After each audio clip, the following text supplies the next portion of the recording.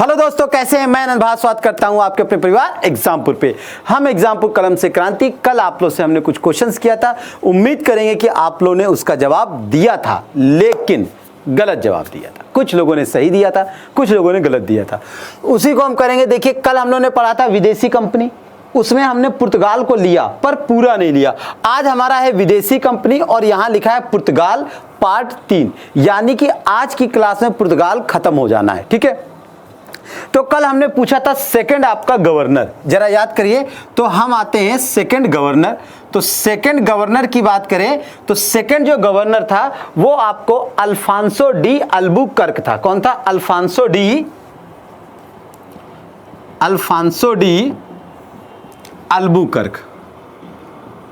Albuquerque. कौन सा था? अल्फांसो डी अल्बुकर्क था। आपका सेकंड गवर्नर जो था अल्फांसो डी अल्बुकर्क था। अगर हम बात करते हैं कि पेपर में आता है कि भारत में जो पुर्तगीज साम्राज्य का या पुर्तगीज शक्ति का वास्तविक संस्थापक कौन था, तो आप कहोगे पुर्तगीज। ये साफ नहीं दिख रहा है क्या?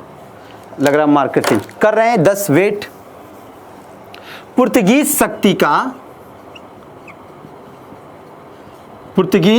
का वास्तविक संस्थापक। ठीक है, कौन सा? तो वास्तविक संस्थापक किसे कहा गया है? तो आपका ये आंसर होगा, किसे कहा गया है? तो अल्फांसो डी अल्बुकर्क को पुर्तगीज शक्ति का वास्तविक संस्थापक कहा गया है। इसने क्या किया? कुछ नीतियां की, इधर उधर लेन देन किया और इस चक्कर में 1510, किसमें? 1510 में इसने 1510 में जो अल्बुकर्क था, तो बीजापुर, उस समय जो बीजापुर, ठीक है, तो उस समय बीजापुर का जो आपका उत्तराधिकारी था या सुल्तान था तो आदिल यूसुफ था। कौन था? आदिल शाही यूसुफ। तो आदिल शाही यूसुफ था। तो बीजापुर का जो था वो आदिल शाही यूसुफ था। उससे क्या किया? इसने गोवा मतलब ले लिया, गोवा इसने टेक ओवर कर लिया, गोवा ले लिया। तो पेपर में क्या क्वेश्चन आपसे पूछा गया कि अल्बुकर्क ने किससे, यानी किस शासक के द्वारा जो बीजापुर का था वो गोवा लिया? तो किससे लिया? आपका 1510 में बीजापुर के आदिल शाह यूसुफ से ले लिया। अब जब इसने ले लिया यानी कि जीत लिया, जीतने के बाद ये और भी बढ़ा, चूंकि ये बीजापुर है कहाँ, तो अगर हम लोग बात करेंगे तो ये है आपका कर्नाटक। भाई देखो, केरल और कर्नाटक यहीं पर है बीजापुर। तो इसी के बगल में आपका था यानी कि कृष्णदेव राय, विजयनगर साम्राज्य। कौन सा था? ये आपका विजयनगर साम्राज्य था। यहाँ के राजा कौन थे? कृष्णदेव राय। जो कृष्णदेव राय थे तो उनकी बात अलग थी। तो जो कृष्णदेव राय थे तो वहां से भी इन्होंने अपने संबंध बनाए। इस तरीके से करते करते धीरे धीरे बढ़ता रहा और इसी के काल में आगे जो इंपॉर्टेंट घटना घटती है वो एग्जाम में आया है कि 1515 में। कब? 1515 में पहला चर्च यानी कि फर्स्ट चर्च, यानी कि पहला चर्च आपका इस्टेब्लिश्ड होता है। तो पहला चर्च आपका कहां पे होता है? तो पहला चर्च होता है आपका गोवा में, गोवा में स्थापित होता है। ठीक है, या बनाया जाता है। अब ये जो गोवा में होता है, इस चर्च का नाम क्या होता है? कमेंट करो भाई, इस चर्च का नाम क्या होता है जो गोवा में आपका इस्टेब्लिश्ड होता है? याद आ रहा है? बताया नहीं तो याद कहां से आएगा भाई? इस चर्च का नाम होता है सेंट जेवियर चर्च। ये नाम हमको याद है। आप कहोगे सर आपको क्यों याद है? क्योंकि इसी तरीके से एक स्कूल है सेंट जेवियर चर्च, उसी स्कूल से हमारा, उस स्कूल में हाई स्कूल का क्या गया था? सेंटर गया था। जो एग्जाम होता है ना, तो हाई स्कूल का सेंटर गया था सेंट जेवियर चर्च। ठीक है, तो सेंट जेवियर्स करके स्कूल था, उसमें हमारा सेंटर गया था कानपुर में। ठीक है, तो इसलिए हमको याद है। दूसरा हम कहें तो अल्बुकर्क ने और भी कई काम किए। इसने अपने काल में जो सती प्रथा है ना, सती अबॉलिश सिस्टम कर दिया था, यानी कि सती प्रथा का इसने अंत कर दिया था। सती प्रथा यानी कि इसके काल में समाप्त थी। दूसरे के अगर हम बात करें तो इसी के काल में यानी कि 1515 में इसकी यहीं पे मृत्यु हो गई। इसके काल में जो पुर्तगीज है वो जल शक्ति का एक मतलब प्रबल जल शक्ति क्या कह सकते हो सब भारत की सबसे बड़ी जो जल शक्ति थी वो पुर्तगीज थी। तो इसी के काल में भारत की सबसे बड़ी जल शक्ति कौन थी? तो वो आपकी पुर्तगीज थी। कौन थी? आपकी पुर्तगीज थी। ठीक है, तो ये होता है। इसके बाद दूसरा आता है, इसके बाद आता है जो गवर्नर होता है उसका नाम होता है नूनो डी कून्हा। क्या होता है? Nuno de Cunha. ठीक है, नूनो डी कून्हा के बारे में अगर हम कहें तो कुछ नहीं, लेकिन पुर्तगाली जो होते हैं धीरे धीरे अपने साम्राज्य को बढ़ाते हैं और इनका जो कंपनी का नाम होता है, ठीक है, इनकी कंपनी का नाम होता है, आगे हम लिखें इसके बाद साफ करते। फिर इसके बाद नूनो डी कून्हा आता है, वो थोड़ा सा इस तरीके का व्यक्ति होता है जो धीरे धीरे इसको बढ़ाता है, यानी पुर्तगाली जो पावर है, एम्पायर, इसको इंक्रीज करता है। तो उसका नाम है नूनो डी कून्हा। क्या नाम है? Nuno de Cunha. Nuno de Cunha. ठीक है, ये यानी कि आपका वायसराय बनता है। जब ये वायसराय बन के आता है तो क्या होता है नेक्स्ट? जब ये वायसराय बन के आता है तो इसने क्या किया कि पहले जो आए थे यानी कि पुर्तगीज, उन्होंने कहाँ बनाया था? तो ये केरल है, तो केरल में कोचीन एक जगह है। ठीक है, तो कोचीन में इनका मुख्यालय होता है, हेडक्वार्टर वगैरह सब कुछ। लेकिन जब गोवा ये पा जाते हैं, किससे? गोवा पा जाते हैं बीजापुर, याद करो यूसुफ आदिल शाही से, तो ये अपना हेडक्वार्टर कहाँ कर लेता है? गोवा। तो ये क्या करता है? कोचीन से गोवा यानी कि अपना गोवा जो है मुख्यालय क्या कर लेता है? ट्रांसफर कर लेता है मुख्यालय। तो नया मुख्यालय क्या बनता है? कोचीन से गोवा बनता है और पुर्तगाली राज्य की औपचारिक राजधानी इसे बना दिया जाता है। ठीक है, और यही आपका होता है क्या? पुर्तगाली राज्य की औपचारिक राजधानी। ठीक है, हाँ, ये आपकी पुर्तगाली राज्य की औपचारिक आपकी राजधानी हो जाता है।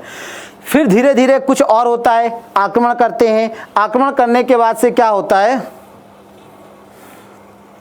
लड़ाई झगड़ा होता है, क्योंकि वर्ष क्या चल रहा है? जरा आप देखो, वर्ष क्या चल रहा है? 1530। क्या चल रहा है? 1530। यहां लिख देते हैं 1530 ईस्वी चल रहा है। 1530 चल रहा है और इस समय रूलिंग किसका होगा? बाबर के बाद हुमायूं। किसका है? बाबर के बाद हुमायूं। तो हुमायूं का रूलिंग होता है। ठीक है, नहीं याद आ रहा है भाई? अकबर तो 1556 में आएगा ना, 1556 से 1605, इसके पहले तो हुमायूं है ना। तो हुमायूं का है क्योंकि याद करो बाबर तो निपटने वाला है ना, 1530 में उसकी मृत्यु हो जाती है।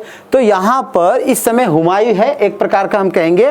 फिर धीरे धीरे क्या होता है? ये अपना एक कंपनी स्टैब्लिश करते हैं जिसका नाम होता है एस्टाडो द इंडिया। जो इनकी कंपनी होती है, क्या कंपनी? उसका नाम है एस्टाडो द इंडिया। याद आ रहा होगा, हमने कहा ना कि जो भी थे एस्तादो, नाम से लग रहा है ईस्ट, लग रहा ना, ई एस्तादो ईस्ट, यानी कि पूरब के देशों के साथ व्यापार। तो पूरब के देशों के साथ है, तो इसलिए एस्तादो द इंडिया। अगर हम लोग बात करें तो ये एक प्रकार का एक नया सिस्टम होता है, जैसे परमिट होता है ना, लाइसेंस, जीएसटी नंबर, इस तरीके से। तो जो पुर्तगीज होते हैं ये एक नया सिस्टम निकालते हैं, उस सिस्टम का नाम कहा जाता है कार्टेज आर्मेडा काफिला। क्या कहा जाता है? कार्टेज आर्मेडा काफिला। ठीक, अब देखो ये इनकी एक व्यवस्था होती है, कार्टेज आर्मेडा काफिला। ये व्यवस्था जो होती है किस लिए होती है? व्यापार करने के लिए। किस लिए होती है?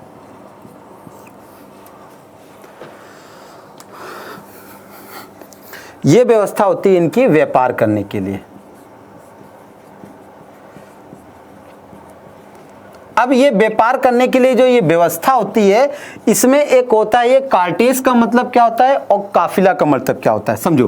तो अगर पेपर में आता है कार्टेज, तो कार्टेज का मतलब होता है परमिट। क्या होता है? कार्टेज का मतलब होता है परमिट, यानी कि ये भारत में, अब समझो वही भारत जहां पर इस तरीके से था, तो यहां पर व्यापार करने के लिए अब कोई यूरोपीय कंपनी आती थी तो ये क्या थे, जल शक्ति के राजा बन गए थे। आपने देखा होगा जल शक्ति के राजा इस तरीके से। तो ये क्या करते थे, उनको कार्टेज देते थे। क्या देते थे, परमिट देते थे।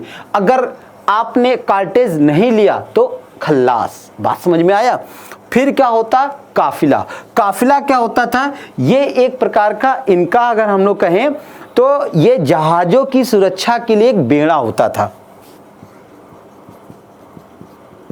जहाजों की सुरक्षा, तो जहाजों की सुरक्षा का बेड़ा, कहने का मतलब जो आपके जहाज आ रहे जा रहे, तो ये अपने तरफ से एक प्रकार का सिक्योरिटी गार्ड होता है ना, तो इस तरीके से गार्ड दिया जाता था। ठीक है, हाँ, तो ये होता है आपका। तो इतना समझ में आया, एक बार देख लो, स्क्रीनशॉट लेना है ले लो।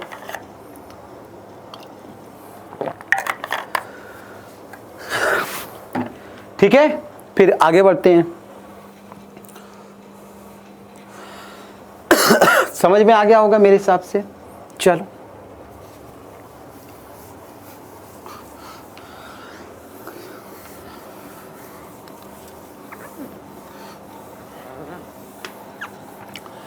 अब क्या है, इसके बाद जो कहानी होती है थोड़ा सा और आगे बढ़ता है। फिर आपका 1560 में पुर्तगीज जो होते हैं 1560 ईस्वी में ईसाई न्यायालय की स्थापना करते हैं। किसकी, ईसाई न्यायालय। ठीक है, अब ईसाई न्यायालय का मतलब क्या होता है, ये इंस्टीट्यूशन ऑफ यानी कि इंक्विजिशन की करते हैं। और 1542 ईस्वी में पुर्तगाली जो गवर्नर बनता है मार्टिन डिसूजा। ठीक है, 1500।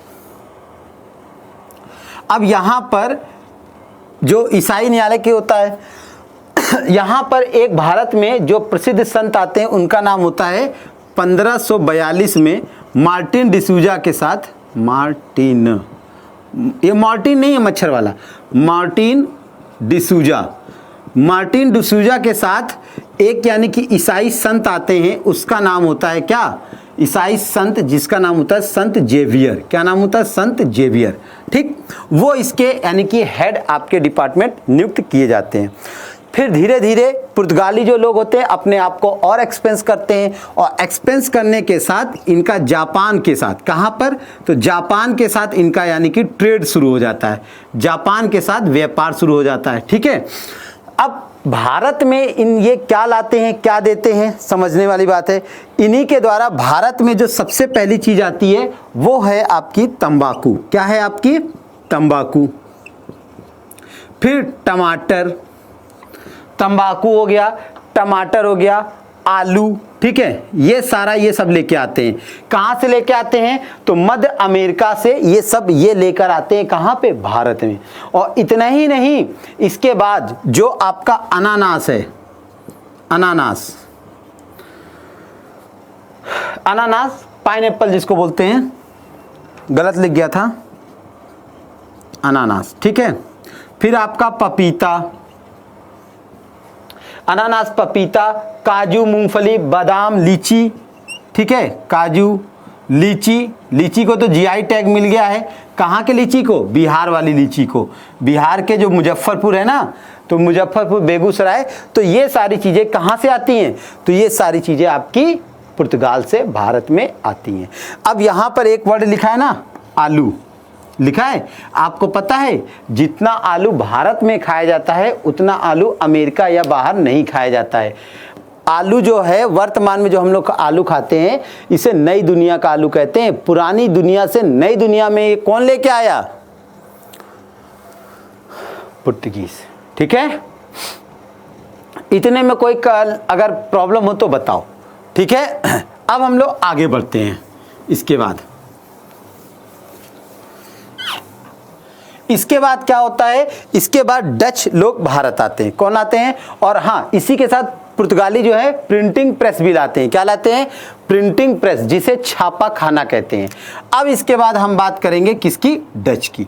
तो डच कब आता है, याद करिए, आपको बताया था डच आपके भारत में कब आते हैं तो ये डच आपके लगभग भारत में अगर हम लोग बात करें तो 1602 ईस्वी में आते हैं। ठीक है, कब आते हैं, 1602 ईस्वी में। अच्छा, डच के बारे में आप लोगों ने देखा होगा, सुना भी होगा, जैसे क्रिकेट मैच होता है ना, तो पहले मैं सोचा करता था जब मैच होता था तो हॉलैंड से होता था, जीतता नीदरलैंड था और बातें डचों की जाती थी। मैच हुआ हॉलैंड से, जीता नीदरलैंड और बात किसकी कर रहे हैं? डच की।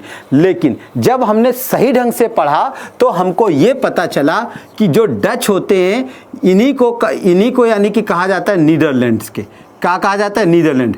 जो डच थे इन्हीं को क्या कहा जाता है? नीदरलैंड के, या इन्हीं को कहा जाता है हॉलैंड के। ठीक है, हॉलैंड के निवासी यानी कि डच।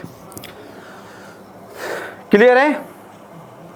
अब हम बात करते हैं पहला डच यात्री। तो पहला जो डच यात्री था यानी कि फर्स्ट जो आपका ट्रेवलर था, यात्री, जो डच यात्री भारत में आया एक व्यापार के तौर पर, जैसे हमने बोला था ना डच, तो वो आया था 1596 में। कब आया था? 1596 में। याद करो, 1498 में तो वास्को डी गामा आया था, 1596 में कौन आया? डच पहला यात्री। नाम बताओ कौन था जल्दी? तो उसका नाम था कार्नेलियन हाउटमैन। Carnelian Houtman. क्या था? कार्नेलियन हाउटमैन, ये नाम था। ठीक है, हाँ, कार्नेलियन हाउटमैन उसका नाम था, जो आपका पहला आया। इतनी समझ में आई कि नहीं आई? बोलो। और जब कंपनी ये बन के आई थी तो इसे भारत में पता है 21 साल के लिए व्यापार करने को बोला गया था। कितने साल के लिए? तो इसे 21 वर्षों के लिए, 21 वर्षों का व्यापार अनुमति प्राप्त था। कितना? 21 वर्षों का व्यापार अनुमति। तो 21 वर्षों का इसको व्यापार अनुमति प्राप्त था। अब हम बात करें तो इन्होंने एक कंपनी बनाई। और कब कंपनी बनाई? तो इन्होंने 1602 में, 1602 ईस्वी में इन्होंने एक कंपनी बनाई और उस कंपनी का क्या नाम रखा? तो यूनाइटेड ईस्ट इंडिया कंपनी। क्या रखा? United East India Company, United East India Company of Netherland. क्या रखा?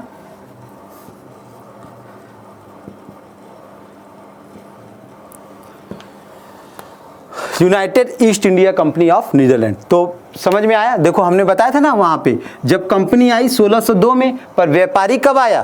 तो पहले आ गया, है ना? तो ये बात समझ में आ गई कि नहीं आ गई? अब क्या हुआ कि धीरे धीरे उन्होंने अपना स्टार्टअप किया। जब बिजनेस स्टार्टेड किया तो इन्होंने एक जैसे बोर्ड होता है ना मीटिंग, तो इन्होंने कुछ लोगों की अपनी मीटिंग का बोर्ड बनाया। उस बोर्ड में इन्होंने कई सारी चीजों को बताया कि क्या कैसे करना चाहिए। तो उस बोर्ड में हम मेंबर्स की बात करेंगे। तो अब यहां पर चूंकि पुर्तगाल खत्म हो चुका है तो इसको हम साफ करके यहां पे क्या लिख दे रहे हैं? तो अब हम लिख दे रहे हैं डच। क्या लिख दे रहे हैं? डच।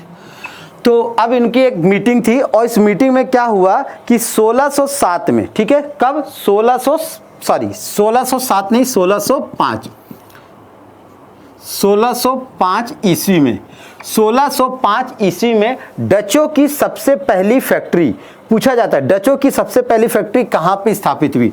तो डचों की फर्स्ट फैक्ट्री, तो जो ये पहली फैक्ट्री थी ये आपकी कहां पे हुई? तो ये आपकी मसूलीपट्टनम में। कहां पे हुई? मसूलीपट्टनम। ये हम आपको बता चुके हैं कहां पर है मसूलीपट्टनम। अगर जिन्होंने नहीं देखा है वो वीडियो नंबर इसका जो है विदेशी कंपनी का पार्ट पहला देखें। ठीक है, हाँ, तो पूरा समझ में आएगा मसूलीपट्टनम। फिर इन्होंने क्या किया कि कुछ समय बाद 1605 में ही इन्होंने 1605 में इन्होंने क्या किया? तो 1605 में ही इन्होंने क्या किया? डचों ने पुर्तगालियों की जो एक आपकी बस्ती थी या पुर्तगालियों का एक आपका कबीला था उस पे इन्होंने कब्जा कर लिया। उसका नाम था अम्बायाना। क्या नाम था? डचों ने पुर्तगालियों के अम्बायाना पर कब्जा कर लिया। क्या कर लिया? पर इन्होंने कब्जा कर लिया। ठीक, कर लिया। अब जब इन्होंने कब्जा कर लिया तो कब्जा करने के बाद से क्या हुआ? धीरे धीरे ये अम्बायाना कहां पर है? साउथ में आपका पड़ता है भारत के साउथ में, और यहाँ से इन्होंने धीरे धीरे नीचे यानी इंडोनेशिया पर इन्होंने व्यापार करना शुरू कर दिया। और इनका जो व्यापार था, इनका व्यापार कहाँ से शुरू हो गया? तो इनका व्यापार इंडोनेशिया से शुरू हो गया, इंडोनेशिया। अब देखो पेपर में ये क्वेश्चन आता है, कहाँ से शुरू हुआ? इंडोनेशिया। इंडोनेशिया को उस समय पता है क्या कहा जाता था? तो उस समय कहा जाता था मसाला द्वीप पुंज। क्या कहा जाता था? मसाला द्वीप पुंज। ठीक है, तो इंडोनेशिया के मसाला द्वीप पुंज से आपका शुरू हो गया धीरे धीरे, यानी कि इन्होंने अपनी प्रभुता को बढ़ाना शुरू किया। फिर 1610 ईस्वी में क्या कहानी लचती है ये लो, 1610 ईस्वी में एक इनका एपिसोड आता है। 1610 ईस्वी में, ठीक है, इन्होंने क्या किया कि चंद्रगिरी के एक वहां पे स्थान था चंद्रगिरी। ठीक है, तो चंद्रगिरी याद करो, वही चंद्रगिरी जो चंद्रगुप्त मौर्य, याद आ रहा है? चंद्रगुप्त मौर्य जो श्रवणबेल गोला है ना, तो चंद्रगिरी पर्वत पे उन्होंने अपने प्राण त्यागे थे ना, तो चंद्रगिरी कहा जाता है कर्नाटक में। तो चंद्रगिरी के राजा से इन्होंने समझौता किया, के राजा से क्या किया? समझौता, राजा से समझौता। अब चंद्रगिरी के राजा से जब इन्होंने समझौता कर लिया, इसके बाद वहां पे इन्होंने अपना एस्टेब्लिश किया, जैसे कि कह सकते हैं समझौता किया। और वाह, इनको जब समझौता किया तो इनको क्या हुआ? पुलिकट, पुलिकट एक जगह है, पुलिकट, पुलिकट में इन्होंने फैक्ट्री स्थापित की। पुलिकट में इन्होंने क्या किया? फैक्ट्री स्थापित कर ली, फैक्ट्री स्थापित। ठीक है, समझौता करने के बाद पुलिकट में फैक्ट्री। अब जो ये पुलिकट है, पेपर में ये क्वेश्चन आता है कि पुलिकट में जब किया तो हुआ क्या? तो कहां लिखें? तो अब यहां लिख देते हैं। देखो पेपर में आता है कि पुलिकट में ही इन्होंने, कहां पर? पुलिकट में इन्होंने, पुलिकट में, पुलिकट में इन्होंने स्वर्ण सिक्के ढाले। कौन से? स्वर्ण यानी कि गोल्ड। तो स्वर्ण सिक्के यानी कि गोल्ड सिक्के इन्होंने ढाले, स्वर्ण सिक्के। अब समझो पुलिकट में इन्होंने जब गोल्ड कॉइन ढाला तो क्या कहा जाता है? ये भी पूछा जाता है, क्वेश्चन आता है कि डचों का जो स्वर्ण सिक्का था वो क्या कहलाता है? ये कौन है? ये डच कर रहे हैं। ये कौन कर रहे हैं? डच कर रहे हैं, याद रखिएगा, डचों के द्वारा। तो जरा जल्दी से बताओ क्या कहा गया उन्हें? तो इन सिक्कों का कहा जाता है पगोडा। क्या कहा गया वहां पे? पगोडा। एग्जाम में क्वेश्चन आया है, क्या आया है? पूछा गया है, वेरी वेरी इंपॉर्टेंट है कि पगोडा नामक सिक्के किस विदेशी कंपनी के द्वारा ढाले गए या कुछ किया गया? तो आपका जवाब क्या होगा? तो होगा आपका डच। ठीक है, हाँ। फिर इन्होंने धीरे धीरे और किया, इन्होंने इंडोनेशिया, यानी कि जो इंडोनेशिया की राजधानी क्या है? जकार्ता। ठीक है, अब लेकिन इंडोनेशिया की राजधानी जो जकार्ता है वर्तमान में डूब रहा है, तो इंडोनेशिया नई राजधानी अपनी बनाएगा। आप लोग को मालूम है ना, अभी इंडोनेशिया में गेम्स हुए थे। इंडोनेशिया यानी कि विश्व में सबसे ज्यादा मुस्लिमों वाला देश है, यानी सबसे ज्यादा मुस्लिम कहाँ रहते हैं? इंडोनेशिया में रहते हैं। ठीक है, इंडोनेशिया का सिंबल जो है आपका गरुड़ है। फिर क्या हुआ? इन्होंने 1619 में, पहले क्वेश्चन नहीं आता था, अब ये क्वेश्चन आने लगा है। 1619 में इन्होंने क्या किया? इंडोनेशिया, जो इंडोनेशिया है ना, तो इंडोनेशिया में इन्होंने क्या किया कि एक नगर स्थापित किया। उस नगर का नाम था बैटविया। क्या नाम था? बैटविया। तो बैटविया नामक नगर इन्होंने वहां पर बसाया। ठीक है, किन्होंने नगर बसाया? तो किन्होंने बचाया? डचों ने। किसने बसाया? डचों ने आपका बसाया। इतनी चीजें समझ में आ रही। अच्छा ये पहले बताओ कि चीजें समझ में आ रही कि नहीं आ रही, कि पढ़ते जा रहे हो और हम बात करें। ठीक है, फिर इनकी जो थी 1616 में सूरत, 1616 में इसी के बीच आ जाता है, सूरत में भी इन्होंने अपनी कोठी खोली। फिर 1641 में विमलीपत्तन, 1641 में कहां पर? विमलीपत्तनम। ठीक है, विमलीपत्तनम। और इसी तरीके से 1627 में, 1627 में 1627 में कहाँ पर? तो पीपली, पीपली एक मूवी आई थी पीपली लाइव, तो पीपली में 1627 में पीपली में, यानी कि जो इनकी पहली फैक्ट्री थी, फर्स्ट, ठीक है, फर्स्ट डच फैक्ट्री। लेकिन ये है कहाँ? एग्जाम में ये आता है। तो जो ये पीपली है ना, ये कहाँ पड़ता है? तो ये आपका पड़ता है बंगाल में। कहाँ पड़ता है? बंगाल में। तो याद रखिए, बंगाल में जो पहली फैक्ट्री थी वो कौन सी थी? पीपली, ठीक है, हाँ पीपली थी। फिर आगे इनका काम हुआ, 1658 में इन्होंने और चीज़ों को लिया, मुगलों से धीरे धीरे यानी कारोबार बढ़ाया। देखो 1658 यानी कि शाहजहां का दौर आ गया है। किसका दौर आ गया है? शाहजहां का दौर आ क्या गया है? खत्म हो गया है, क्योंकि अब दौर होगा औरंगजेब का। तो 1658 में क्या हुआ? शाहजहां के काल में इन्होंने कासिम बाजार, बालासोर, पटना और नागापट्टनम, कासिम बाजार, नागापट्टनम, ये भाई सीटेट में बहुत पूछा जाता है, ठीक है, ये क्वेश्चन सीटेट में आता है, नागापट्टनम, बालासोर, पटना, ठीक है, हाँ ये सीटेट में आप लोग से ज़्यादा पूछा जाता है, यूपी टेट में कम पूछा जाता है, पहले बता दे रहे, जो कहो कि सर पटना। यहाँ पर इन्होंने अपनी फैक्ट्रियाँ स्थापित की, ठीक है, हाँ यहाँ पर इन्होंने अपनी फैक्ट्रियाँ स्थापित की। अब इसके बाद थोड़ी और कहानी,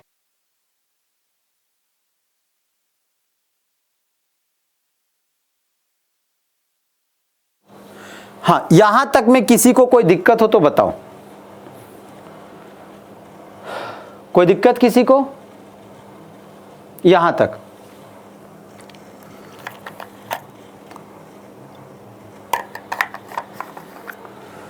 अब क्या होता है, धीरे धीरे ये और आगे अपना बढ़ते हैं।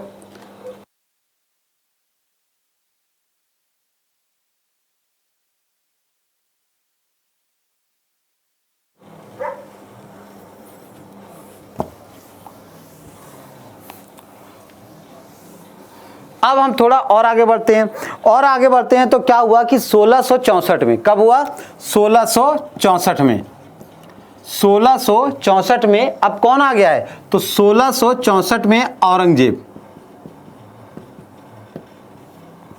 औरंगजेब क्या करता है? इनके ऊपर टैक्स लगाता है, ठीक है, और औरंगजेब क्या करता है? 3.5%, यानी कितने? 3.5% वार्षिक टैक्स या वार्षिक चुंगी। उस समय क्या होता है? वार्षिक चुंगी होता है। तो याद रखिए, वेरी वेरी इंपॉर्टेंट है, 3.5% वार्षिक चुंगी पर बंगाल, बिहार और उड़ीसा, कौन कौन से?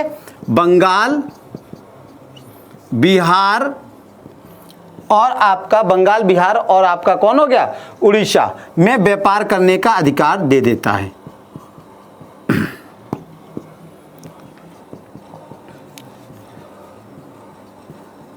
व्यापार करने का अधिकार। ये क्वेश्चन एग्जाम में कुछ इस तरह के पूछा जाता है कि किस वर्ष औरंगजेब के द्वारा, किस वर्ष, या ये पूछा जाता है कि डचों को किसने बंगाल, बिहार, उड़ीसा में अधिकार दिया। चलो इतना देखो, फिर आगे बढ़ते हैं।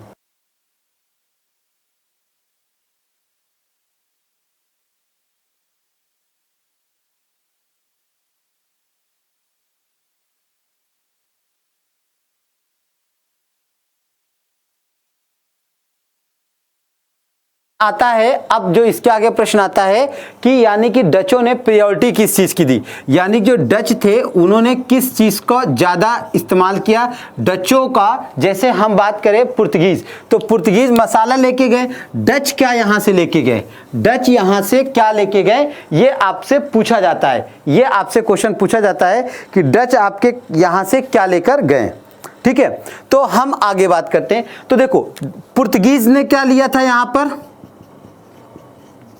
पुर्तगालियों ने क्या लेके गए थे? तो यहां पुर्तगाली जो, अगर हम लोग बात करें,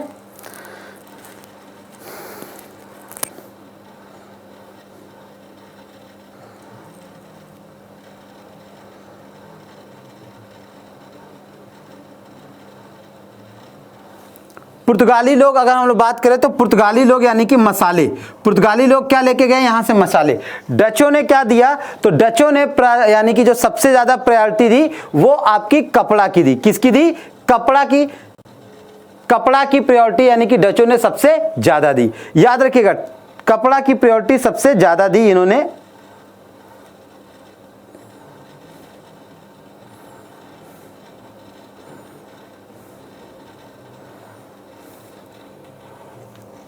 चलो अब डचों से पूछा जाता है, डचों के बारे में पूछा जाता है, 1 मिनट।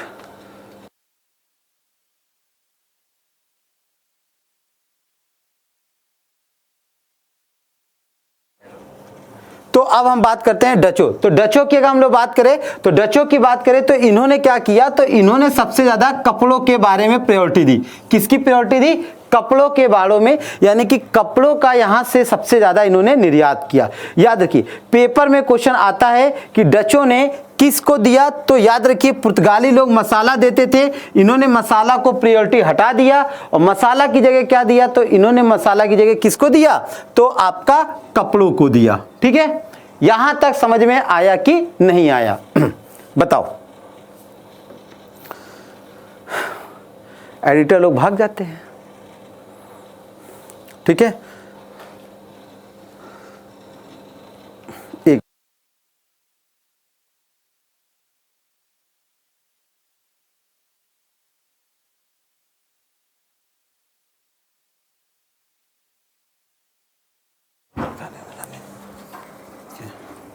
हाँ, तो अब आपका यहां तक का हो गया। ठीक है, तो ये डच। अब आपको होमवर्क में क्या देना है, कल इसका जो, क्योंकि टाइम हो चुका है। ठीक है, हाँ, तो अब हम बात करेंगे इसके अगले सेक्शन की ओर किए।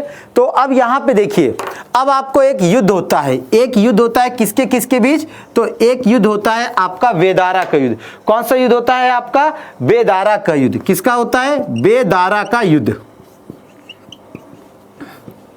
बेदारा का युद्ध। तो पेपर में पूछा जाता है कि बेदारा का युद्ध किनके बीच हुआ, तो आपको किनके बीच, तो यही आपको जवाब देना है, किनके बीच हुआ। ठीक है, तो ये आपका होमवर्क है, कमेंट बॉक्स में जरूर दीजिएगा। ठीक है, हाँ, तो मिलते हैं अगले वीडियो में, तब तक के लिए मुझे यानी अनंत भारत को दीजिए इजाजत। जय हिंद, जय भारत।